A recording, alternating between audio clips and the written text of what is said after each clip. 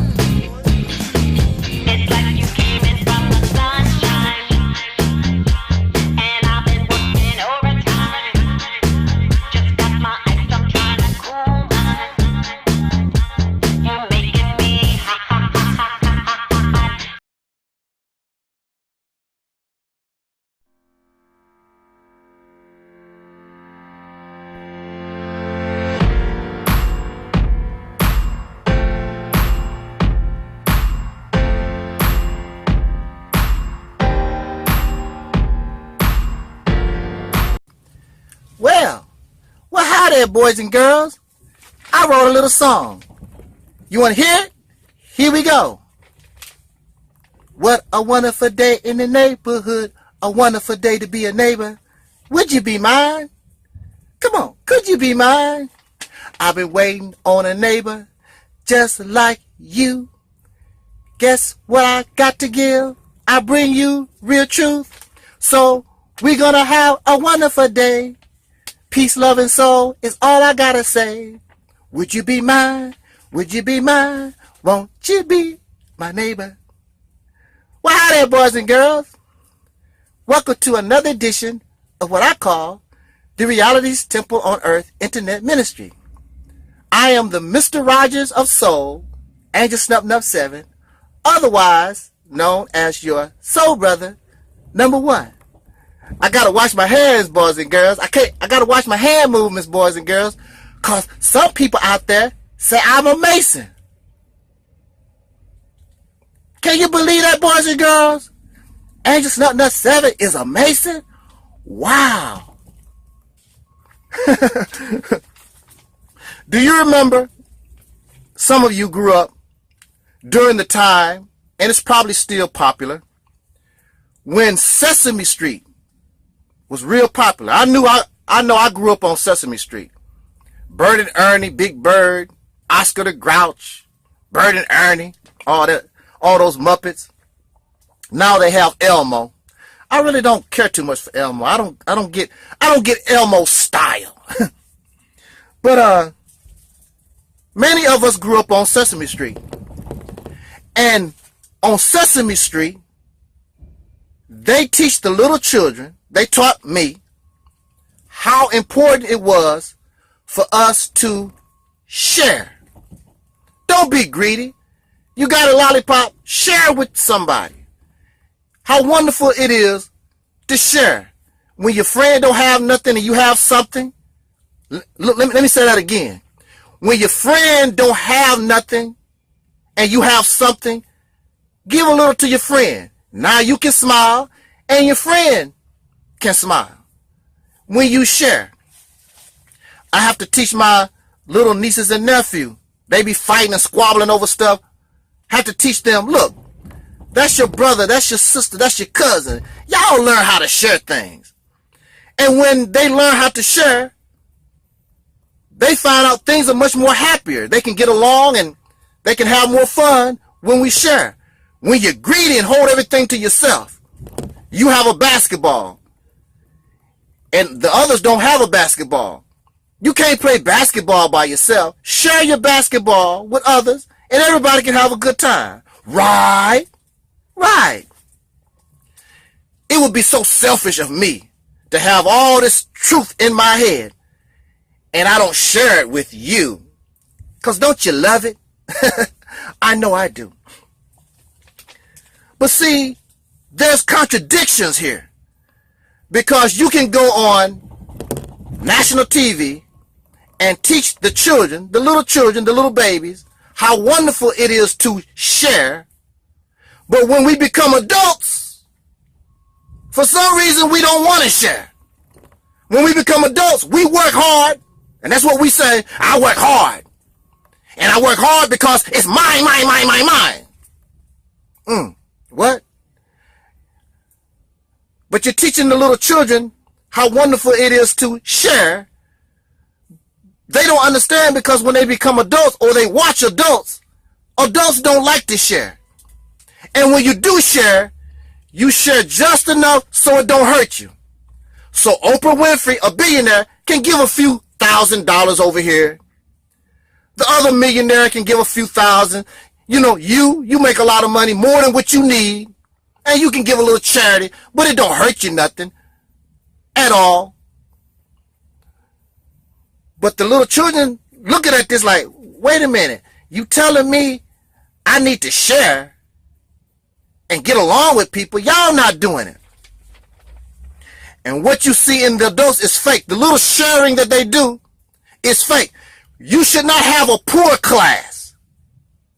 You should not have class at all, really. But you definitely should not have a poor class, and you should not have people homeless on the street at no time when there's plenty of everything to share that you teach the little children. But when the child gets grown, you teach them to be a greedy ass sucker like you.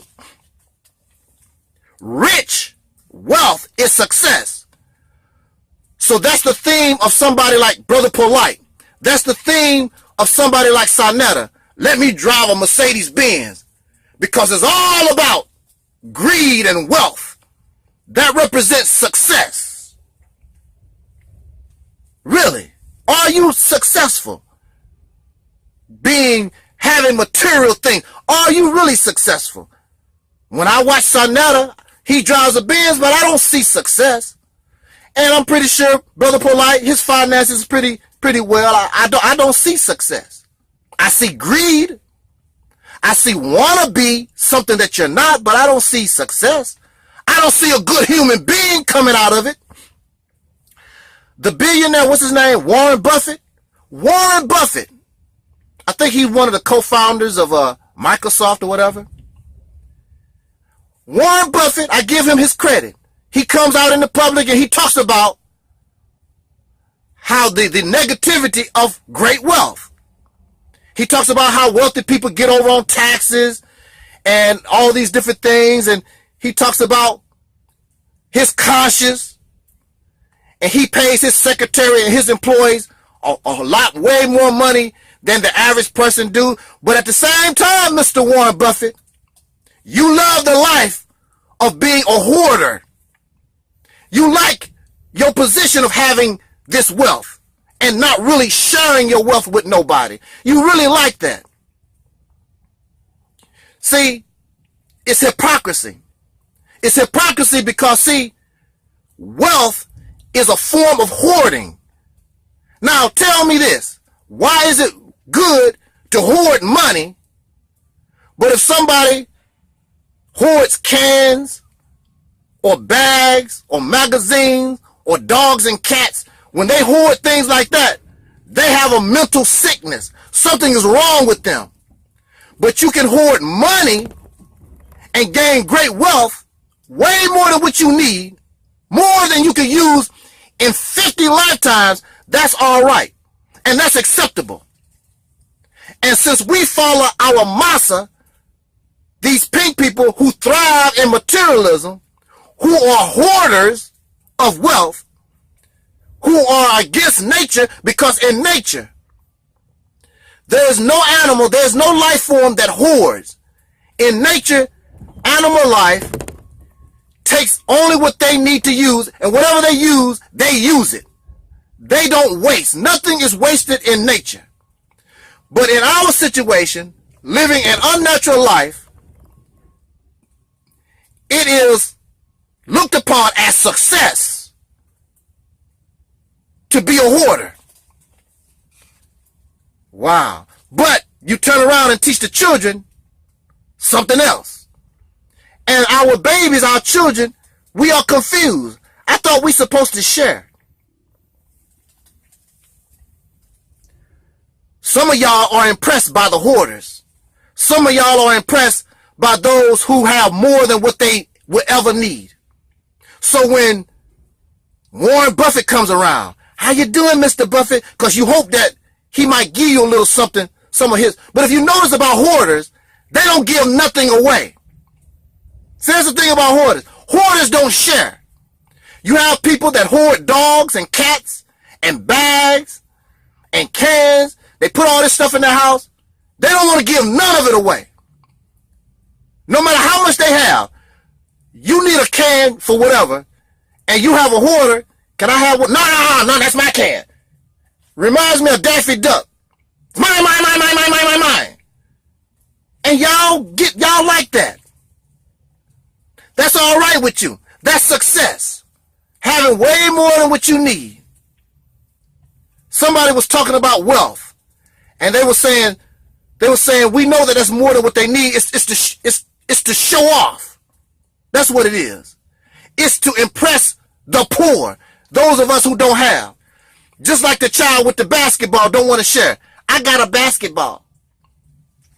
You want to show off. See, I got a you don't have a basketball. I got a basketball. And you know how bad the children want to play basketball. They don't have a basketball. It's all about having a sense of power over others. Woo! You don't have that kind of power over me because I don't give a damn what you got, what you have, how many cars you have, how much money you think you have, your fame and your celebrity. If you're a woman, what you got between your legs, nothing you have can impress me. I'm beyond those things. I'm beyond whatever you have that you don't want to share with another human being. To make the world happy, you're only thinking about your damn self. I don't like that. Don't make me happy. I used to work at a hotel. I used to valet cars. And I met many celebrities. Snoop Dogg, many basketball players, many baseball players and whatever. Some of the cheapest people in the world. They are. Here you are, you have all this money, have all this success. They don't want to even give you $2 to valet their car or whatever. The poor people are the ones that give the good tips. I'm telling you, I know this is from experience. Rich people don't want to give you nothing. The poor are the ones that are the humble. The ones that believe in happiness. Real happiness. I met En Vogue. Y'all know I saw En Vogue. I ain't impressed by them because of what they have. They're a famous celebrity. I don't care nothing about that at all. I was at the hotel. Didn't you see so-and-so? They go Snoop Dogg. Didn't you see that baseball player? I don't care nothing about them people like that. They ain't nothing but human beings. They sit on the damn toilet just like I do. They breathe air. They get cancer and anything else. I'm not impressed by what they hoard because they want to show off. This is my success because of everything I got. I don't care nothing about that. You know what I want? I want to be around good human beings, regardless of your race. I could care less. Just like Dr. King said, those who have good content of character, those who care about other people, those, when you learn how to share when you was a child, you continue to do that when you become an adult because that's a good thing to do. You should feel good about sharing and not being a damn hoarder and greedy and selfish and arrogant. Want to be like a slave owner. This is what you see among primitive people. Here you are supposed to be civilized. But among primitive people, I got to watch my hand gestures. Somebody watching. See, there go another Mason sign. Brother, stop tripping off these idiots. I know, I'm just joking around. But yeah, you have primitive people. They go out and hunt. They get their deer, they get their antelope, they go out and hunt. They do not take the spoils of the hunt for an individual or a family or a certain family. They go out and hunt for the whole village. And when they bring that meat back or whatever, if the women go out and collect vegetables or whatever, it's for everybody. Everybody share. Everybody get full. Everybody dance. Everybody sing. Everybody have a good time. I love that. So call me a primitive. I don't mind being a primitive. That's why I don't have a problem giving away some money, because I know it makes somebody happy. Some of y'all are just greedy. You don't even need it. It should go to somebody that really needs some help.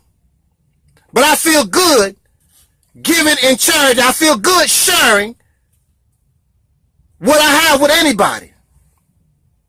I might be standing in line and there's somebody having trouble. They want certain things, but they don't have the money. I said, don't worry about it. I got it. Put it on my bill. I got you. Thank you, sir. And then they, you know, that appreciation that they show you. They feel so happy. Wow, thank you, sir. I appreciate it. I know they do. I love it. I don't want to be a hoarder. I don't want to be greedy. I want to be around people with good content of character, those who want to share and make life beautiful. Being greedy ain't good. Y'all want to live that type of lifestyle and you think that's the happening thing? Cool. But it ain't for me. Jot down your comments, talk about it. Peace.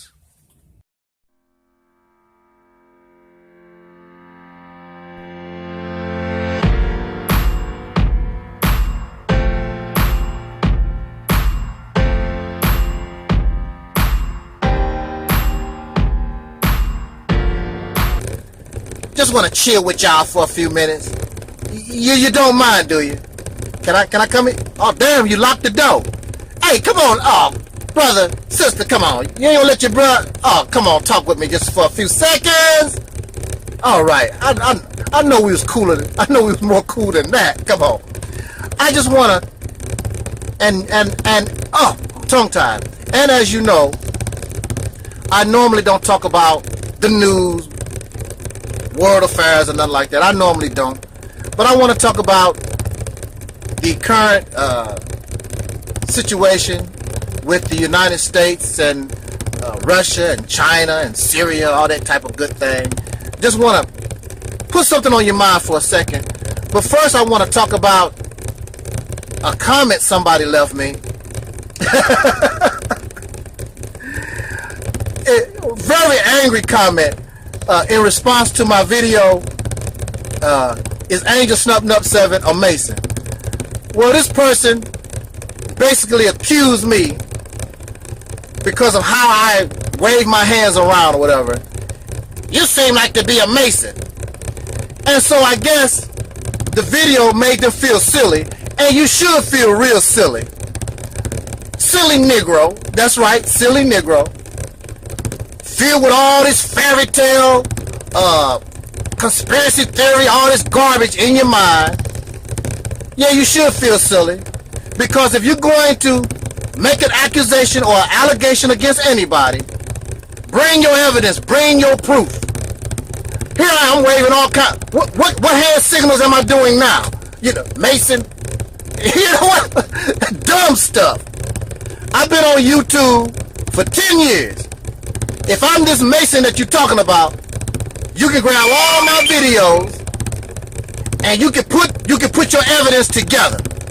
You won't be able to do it. Stop being a silly Negro.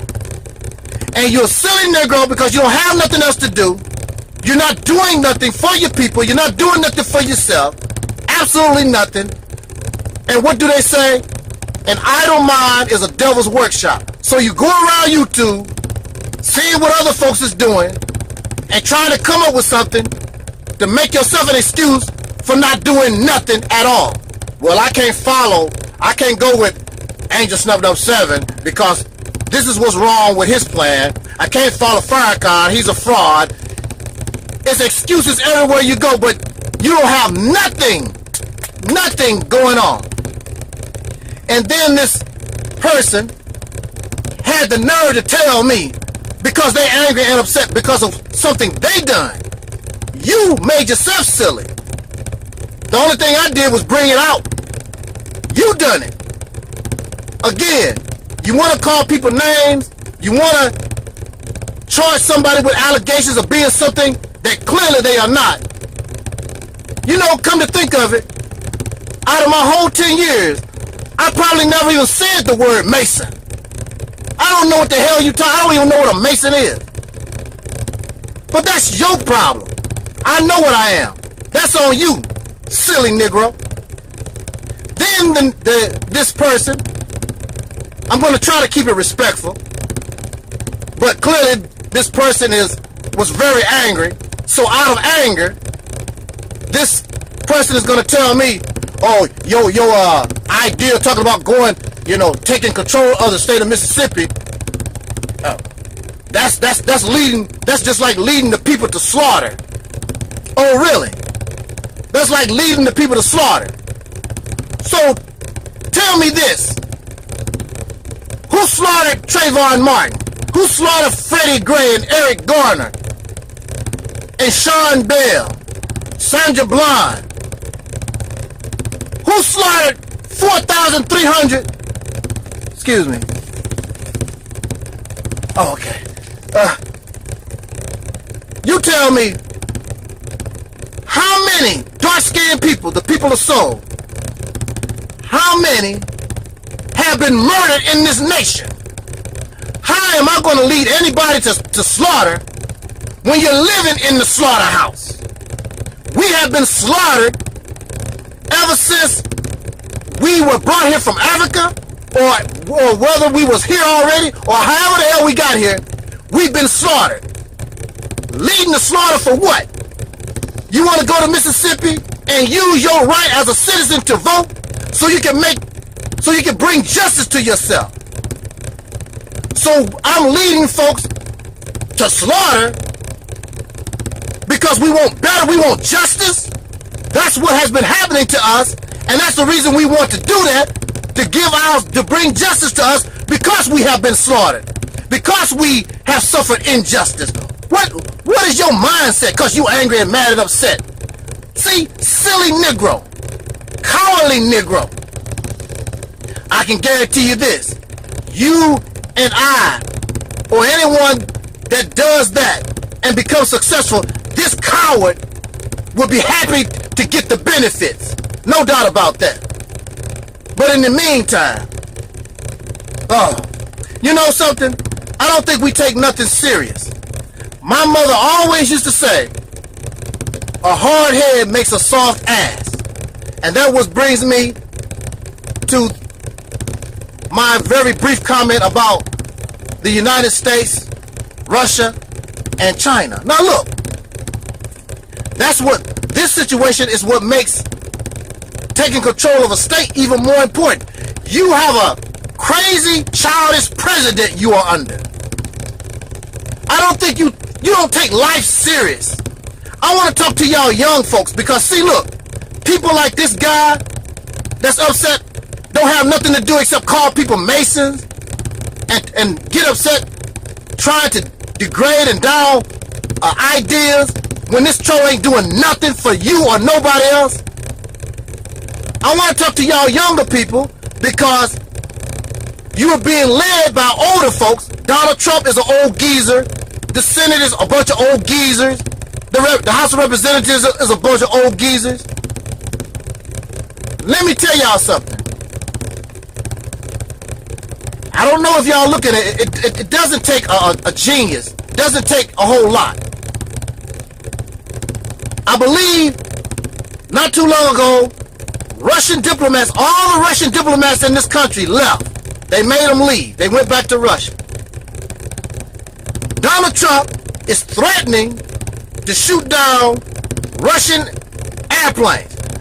What kind of response you think that's going to get? Also, at the same time, he's in a trade war. They don't like the word war, but that's what it is. A trade war with China. And the sad thing about this, brothers and sisters, y'all got to understand this about the United States.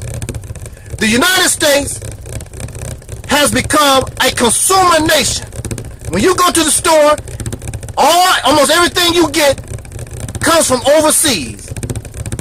The ports, look, the ports of America, all over this country, is so backlogged. The trucks can't even get all the stuff that's being made from overseas into the country. Just like King Noble said, that's a fact. They can't can't even get all the stuff into the country. It's so much stuff coming from overseas.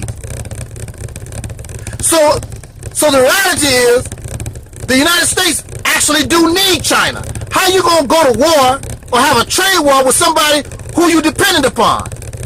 And they are not no joke. You want to play these games, you messing with China's money. And you're playing around with Russia. Whenever there is conflict in government do not talk to the people. You find out when your babies are going to war. And World War III, any type of conflict, is not going to be like it used to be. It's about time America get hurt. America can win. China can win, Russia could win. America could win, but it's not going to be like it was in the past. You sit around here, the war going on, and nothing happened to you. If there's a conflict this time, America going to get seriously hurt. Millions are going to die.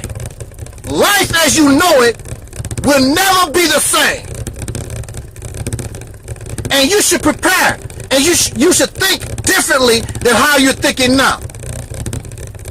You're going to mess around and have to learn how to speak Chinese or Russian. But y'all think this is a game. Because you don't want to listen to a Mason. Unsubscribe, take your ass on, move out. Silly Negro. Childish, slave. You can't even comprehend taking control of a state. You can't even comprehend that. You think low. Let's build a school. Let's open up a pizza parlor.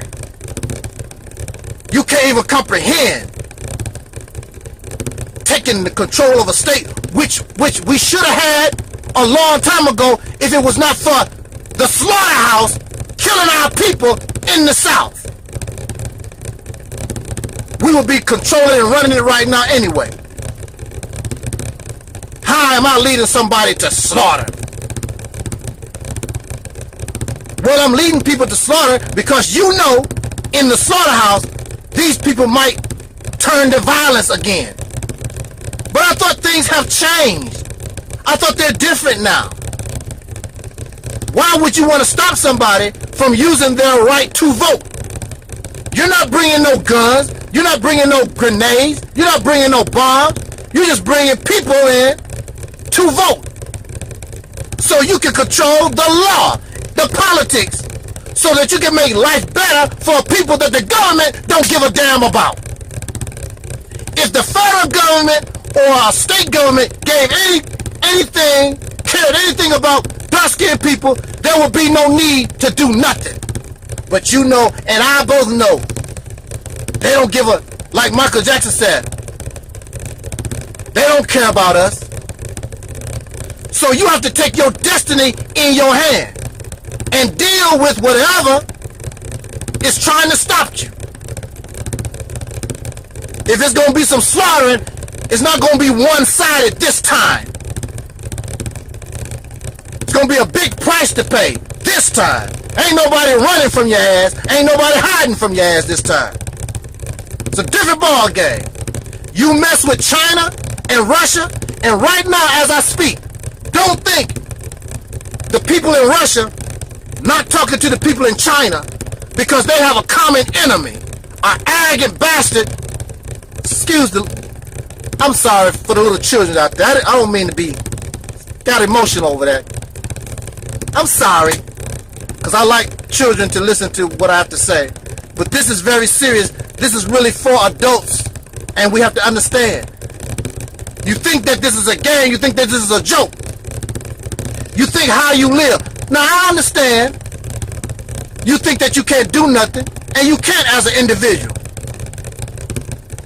But these actions by these old people, Donald Trump, and some of our parents, these old black geezers running around, scary.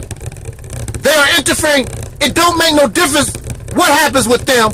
Most of them will be dead within the next 20 or 30 years anyway. They don't care. They don't have to live with the consequences of a nuclear war.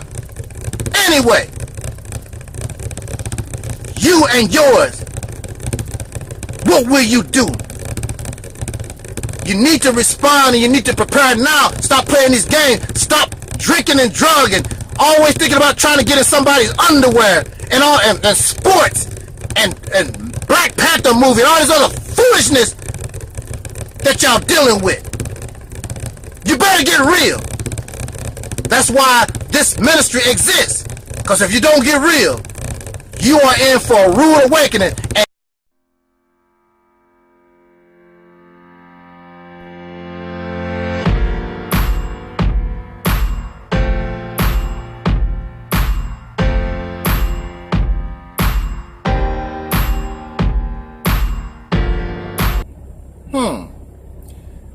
Now, when I was a little boy, my grandfather was a very strong figure in our family.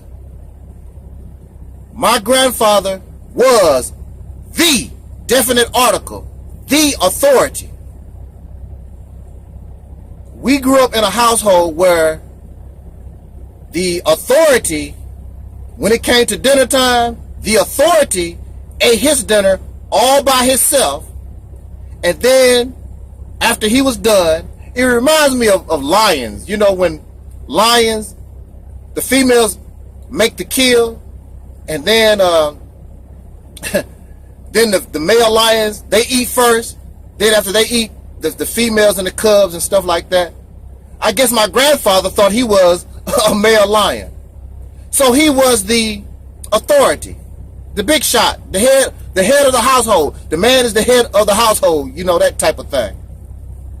However, I remember I was playing in the cotton field, picking cotton. I did not have to pick cotton. I was just doing it for the fun of it. I was picking cotton, and this Caucasian guy came from out of nowhere. I'd never seen a Caucasian person before. This was the first time I seen a Caucasian person. And when this Caucasian man approached my grandfather, I've never seen my grandfather act like this before.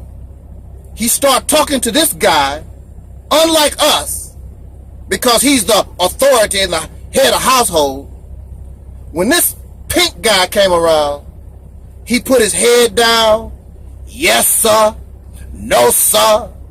And as a little boy, I couldn't understand, because in our family, he's the head honcho. But when this guy come from out of nowhere, this pink fella, I told you that was the first time I ever saw a pink guy before. And my grandfather just got all humble with him. Yes, didn't look the guy straight in the eye, just, yes, sir. And, you know, pointing at the crops, the corn and the beans and the cotton and whatever we was growing. I'm like, wow.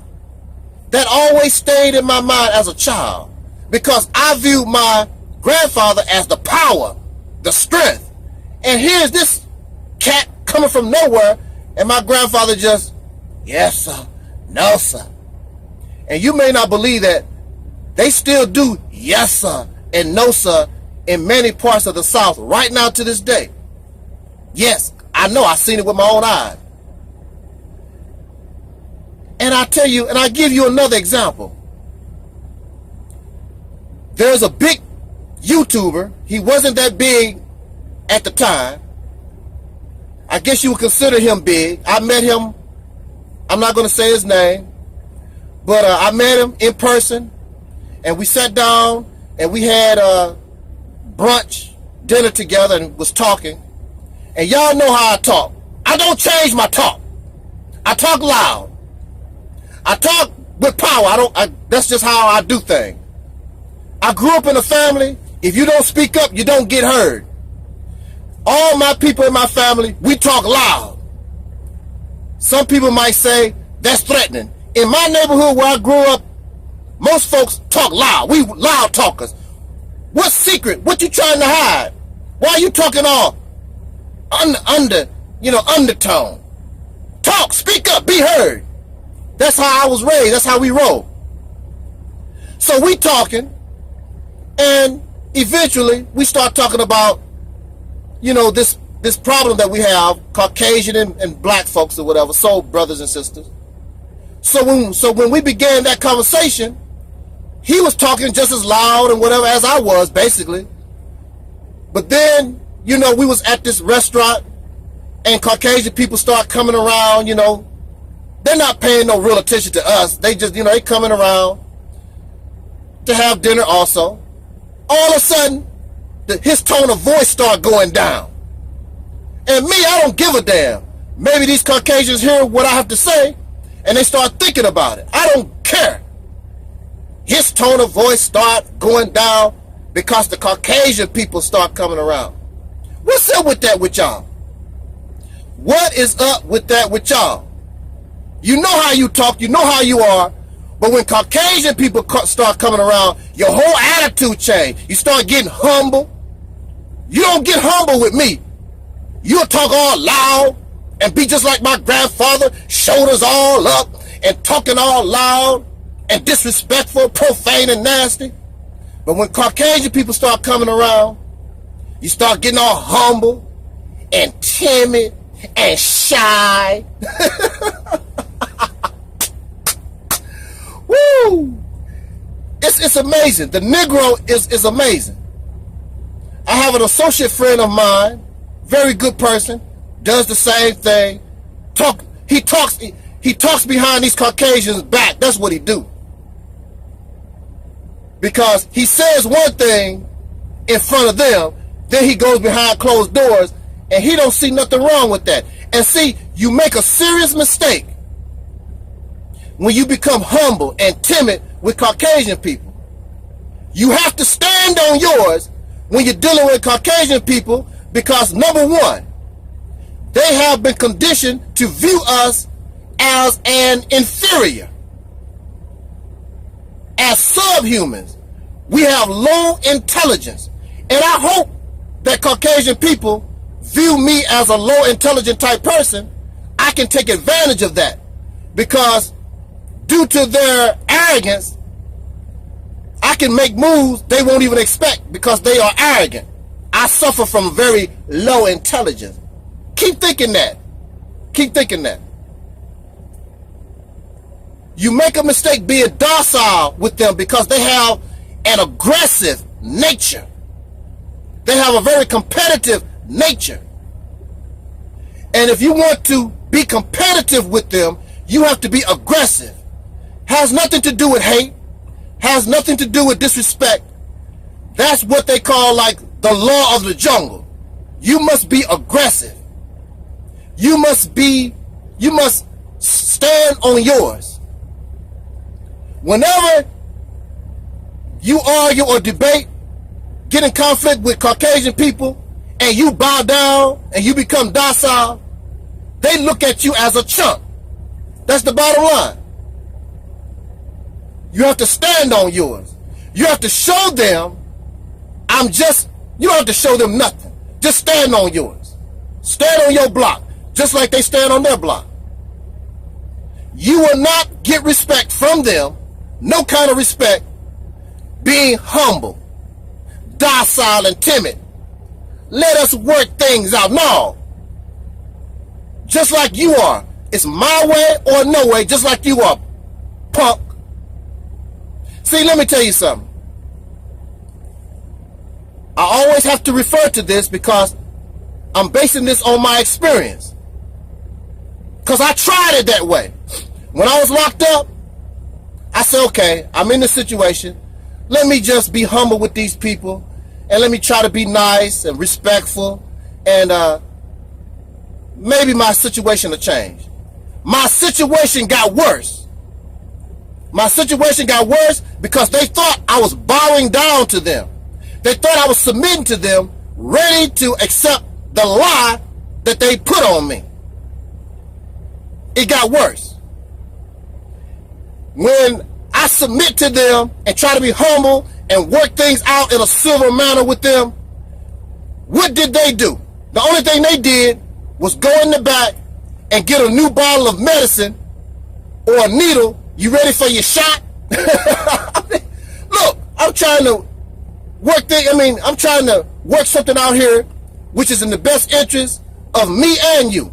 They don't, look, when you're dealing with most of these Caucasian people in power, I'm not talking about your friend Bob or Cindy Ann or Terry Lynn or James at work. I'm talking about when you're dealing with Caucasian people who are in positions of authority. You can't come to them willy-nilly. You can't come to them all timid and shy. You have to stand on yours and be ready to get down. So I'm like, I'm going to take a shot. Am I ready for my medicine? Are you crazy, man? So their mistake was they underestimate me, because I told you, they view us as an inferior. They view us as having low intelligence. Oh, man. Woo! See, we as a people can feel the same way. They didn't know. When I just got a little bit of power, just a little something to work with, they didn't know what they was getting ready to have to deal with. Because they did give me a little respect. They said, they used to tell me, well, you do have a certain amount of intelligence. Cool, okay. You're a little smart. I know they wanted to say nigga, but you know, they couldn't say that. Oh, they didn't know what was coming down the pipeline. And when I got to working on these bastards, and see, that's another thing. Y'all, when you get mad and start something, you stop. When you're dealing with these people, you got to keep banging. What is that Sarah Susan said? He always say, you got to bang on the beast. But y'all stop. With them, you have to just keep boom, boom, boom. Man, I'm gonna tell you, I whooped on these folks so much using their court system. I beat them so much and rebelled so much and was disrespectful to everything and just kept banging. What you gonna do? What you gonna do? Ain't too much they could do. I whooped them until they got to the point, let that Negro go. It reminds me of the Bible when God put all those plagues on Egypt. Just the frogs killing the firstborn sons and just kept banging on Pharaoh. Pharaoh said, damn, let him go. I can't do it. See, that's what you have to do when dealing with this type of enemy. You got to keep banging. You can't just do a little something and get comfortable, because that's not the end. When you're dealing with hostile forces, arrogant, Hasidity folks like this, you got to keep banging. And I was a banger. I wouldn't mind banging right now. I loved it. I enjoyed it. You ought to see. They started crying and they was all upset. Why are you doing this to us? No, the question is, why are you doing what you done to me? I almost want to say some profanity. You got to keep banging on them. If we are going to do or make a major move, you can't stop. You got to just keep banging until they leave you the hell alone. It got to the point where they just said, let this dude go. Sick of him, tired of it. Go away. They was happy with the other victims because they did not fight. They didn't give them no problem. See, that's the way it is with a bully. A bully like docile, timid, can we work this out type of folks. And the bully steady kicking you in your ass. No. Brothers and sisters, if you want to change your condition and you know who your enemy is, and you should know by now, you got to make a move and you got to bang on this beast until the beast can't take it no more. Otherwise, it's a waste of time. Just enjoy being a happy Negro, work your little funky job, get you some booty, have some children, you know, all that lovely stuff slaves like to do. You know, live your life, go to Disneyland, and you know all that beautiful stuff that you get your education, have your pretty your diplomas on the wall, and live your slave life. If you don't want to be a slave, then you got to bang on the beast till the beast said, look, tell your God we submit. I'm going to let you go. And who is the God? You're looking at him. Every time you look in the mirror, you see God.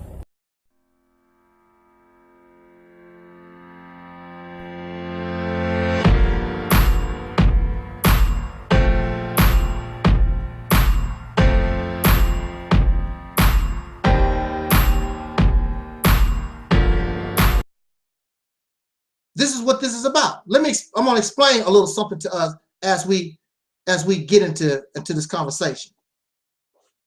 Because it's going to take some money, but not in the way that you think. The only thing we want to do is control the political systems of a state. Controlling the political systems of a state means you now can control the law. That's all you want to do. That's all you want to do.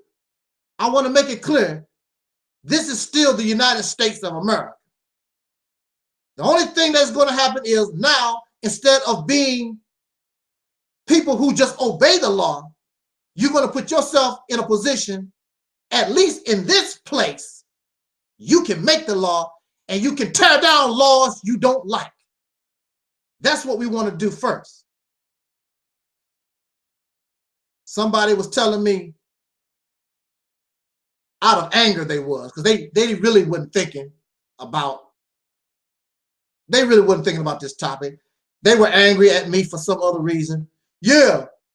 And actually I did see the same comment somewhere else on another video. Not my video. My brother Maurice Muhammad, who has joined me in this effort to bring this try to put this discussion before our people. On one of the videos I saw somebody ask him, y'all want to lead black people to slaughter. Really? How are we leading anybody to slaughter? How long have we been in the United States of America? How many dark-skinned people have been murdered, lynched? 4,300 at least lynched. What about tar and feather? What about rape? What about housing discrimination? What about the black codes? What about the bombing in Tulsa, Oklahoma, the Tuskegee experiment? What about all these evils that have been done to us? How am I leading somebody to slaughter when we're living in the slaughterhouse? Explain that to me. See, that's what I mean. That's what I mean by being a comfortable Negro. Well, those Negroes got lynched and murdered and they died. But as long as you're all right, it's cool. See, that's the problem. We don't give a damn about what happens to somebody else today or what somebody else had to go through yesterday. We only care about our own raggedy, selfish, greedy ass self.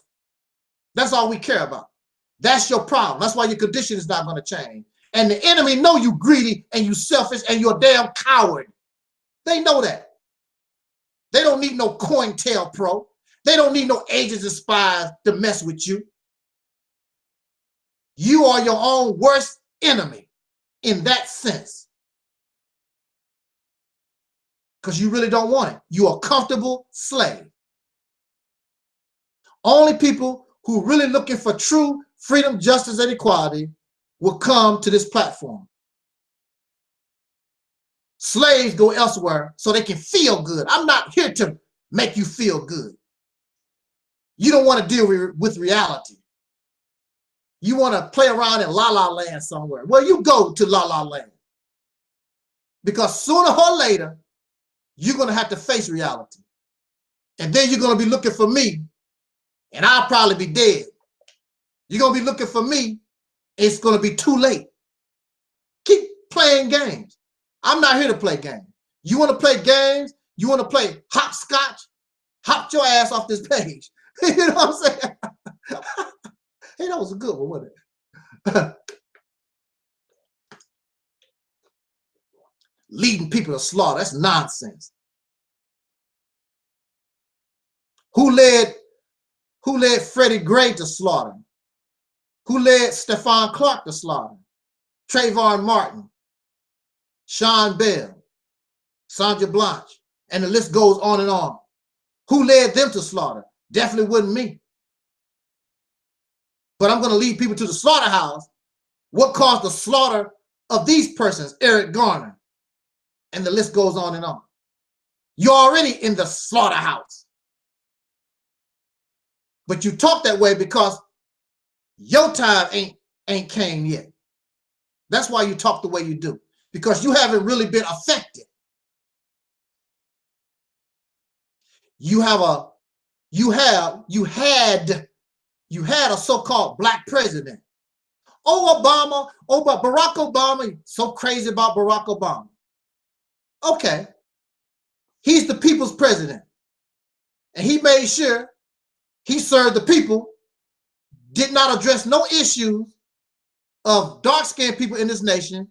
I thought we was part of the people, didn't address nothing in regard to us. We're supposed to be part of the people. He's right. He represents the people. We are not the people. We're just here. We're just in the way. So he did address the issues of the people. And he did not address the issues of the so-called Negro in America, because we really don't exist. You just like, damn, we got to deal with these suckers. Black folks in America is sort of like your dog in the house. Your dog is there, but your dog does not make no rules. Your dog don't go to the grocery store and tell everybody what they're going to do, how they're going to eat. And when the children can come home on curfew, when they're curfew, the dog is just there as a pet. Rub the Negro head now and then. I give you a Soul Train award. I give you a Grammy. I give you a Billboard award. I give you the Nobel Peace Prize. You're just you're somebody in the way. And then there were some people who had a little faith in President Obama. Oh, well, y'all know he has to wait till his last term, then he'll do something for black folks, brothers and sisters of soul. He still didn't do nothing. I never expected nothing out of Barack Obama. But see, y'all comfortable, and you really don't want to do what's necessary in order to change your condition, and you always looking for a savior. You're looking for a savior. Barack Obama is your savior. And he disappointed you. And now Barack Obama is not president, and he's still not doing nothing and saying nothing as far as the condition of dark-skinned people in this country. Still not saying nothing. But y'all looking for a savior instead of looking at yourself. The first person that should be trying to save you is yourself.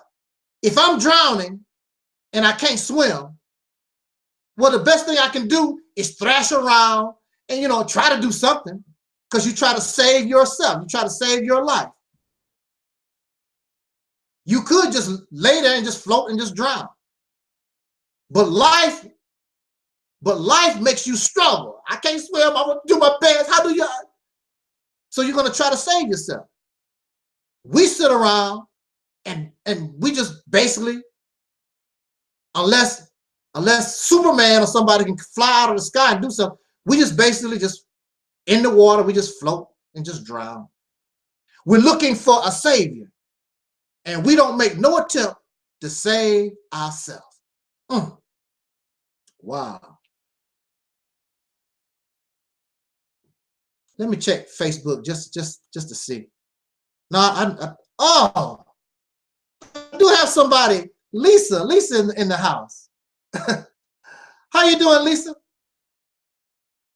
Lisa is in the house. I didn't expect nobody from Facebook at all. So I definitely apologize. I had to come check the chat room. And Lisa is in the house. Thank you, Lisa. I'm glad to see you. I'm glad to see you. I've seen Lisa around Facebook a while. And Yeah, thanks, Lisa, for being with me. I'm gonna flip back from Facebook to YouTube. Keep an eye on the boards because I love y'all that come listen to me, and I hope that I'm not boring us, and I hope that I'm bringing something to us to make us think. Give us an idea. I don't want to give you false hope. I'm not a preacher. I'm not here to give you false hope. I'm bringing something to us that is real, that we can do. And when you accomplish this, I'm not saying that you're going to fail. I'm not saying if. When you accomplish this, woo, man, all the benefits, you just don't know. Okay, so peace to the chat room in Facebook, peace to the chat room on YouTube. Wow, this is something else, trying to do both of these at the same time. Now, I told you I wasn't gonna make it without water.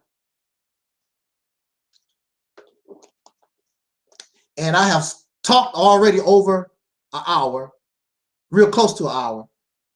Not gonna make it. I still got a little ways to go, just a little ways to go. Hang with me. Wake up. Let's go. Let's do this. We have a fear. We don't have no. We talk about faith in God, and we put faith in others. You have plenty of faith in young Pharaoh and Sarasun City and Sanetta and all these different people. We have faith in Allah. Yeah. But we don't have no faith in ourselves. What's up with that? Why you don't have no faith in yourself? And since we don't have no faith in ourselves, it causes fear. We are afraid. Now, let me tell you something, quite honestly. Do you think I'm not going to come before you and tell you, oh, I ain't scared of nothing. I'm so brave, and I'm not going to tell you that. Dr. King said in his last speech, he was talking about, basically he was saying, don't you